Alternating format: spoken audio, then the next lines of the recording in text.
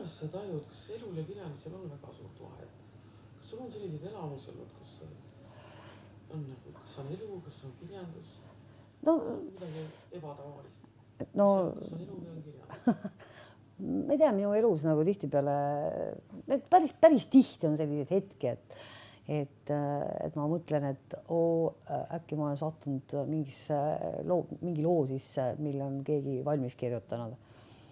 Et vaata, ma mineva aasta, põhimõtteliselt ongi juba peaaegu mingi aasta tagasi avaldasin ühe raamatu, kus ma siis, kuhu ma sisse panin oma unenäod. Ja vaata, unenägudega on ka mul teinekord, et selline asi, et siis ma mõtlen, et üldse, kas on mõtet ärgata, sest tegelikult see, mis nagu unes toimub, on nagu kordades huvitavam.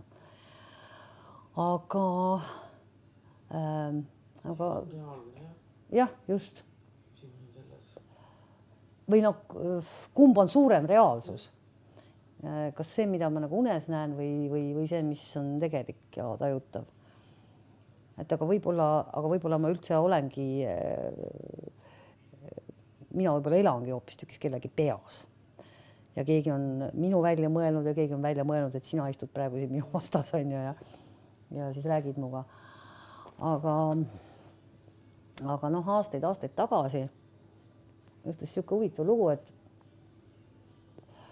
et suri ära minu isa, kes ta niimoodi suhteliselt pikalt, kuid üsna reipalt põdes pärasoolevähki. Ta lõigati vahepeal niimoodi suht koht puhtaks ja siis ta oli vahepeal niimoodi rõõmsad kuidagi kahekoti mees ja ta suhtus selles kuidagi hästi üks iluterve huumoriga ja teatas lõpuni välja, et et tulge aga kõik mu 100. sünnipäevale. Aga siiski ta 100. sünnipäeva ei toimunud. Ja siis ta suri suvel. Ja siis oli selline tore lugu, et öösel enne oma matuseid tuli ta mulle külla. Ja hakkasin just magama jääma. Ja siis järsku tunnen, keegi raputab mind ülas. Et see on füüsiliselt mind tajunud. Silmad lahti, isa seisab poodi ees. Paps, mida sa teed siin? Paps ütleb, las nüüd Erki magab, eks ma elasin Erkiga tookord. Las Erki magab, et Erki peab homme hommikul nagu sõitma, et tirts, et tuleb otsist välja, lähme teise tuppa. Okei, paps, lähme teise tuppa.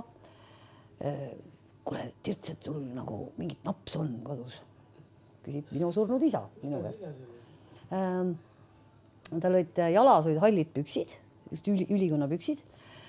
Siis tal oli siuke, mitte väga tume, aga pigem selline tumedapoolne sinine särk. Siin ei ole sellist sinist. Ei, ta nägi täitsa kobe, ta nägi kõvasti kobedam välja kui siis, kui ma teda paar nädalat enne seda nagu nägin. Ja siis oli see ülikonna riidest hall vest oli. Ja siis oligi nagu hämmastav nagu see, et kui ma teda kirstus nägin, siis ta olid seljas kõik need samad riided, ainult siis kui ta mul oli külla tulnud, siis ta oli pintsaku, oli kirstu jätnud.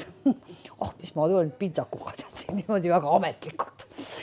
Et ta oli selles mõttes jah, kuidagi nagu suhteliselt mugavalt ennast niimoodi võtnud seal. Ja siis ma ütlen papsile, et kuule jah, paps, et tead, nüüd on nagu situatsioon on küll selline, et hea meelega võtaks suga napsu, aga tead, kahjuks mul ei ole nagu mitte midagi. Ja siis ma ütlesin, et aga et kui ikka nagu tahad, et ma siis käin Erne poes ära. See oli veel see aeg, kui Erne poes sai nagu keset tööd, aga siis oli jälle umbes see, et kas Erne pood on lukku pandud või ei ole, et kas saab või ei saa. Ja siis ma läksin sealt tänaval elasin, läksin sealt hoovide vahelt, siis mõtlesin, ei tea, et kui nad ikka mul ei anna, siis ma ütlen, et teate, mul on praegu külas minu surnud isa. Ta on homme hommikul matus ja ta tahab muga lapsu võtta. Et jakkel küll, et kui ta mulle ei müü, siis äkki te müüte mu surnud isale. ei, ma sain nagu selle mingi pudelikese rummi sain niimoodi kätte ja siis tulin koju ja Et isa helistas rummi. ei, mina helistasin rummi.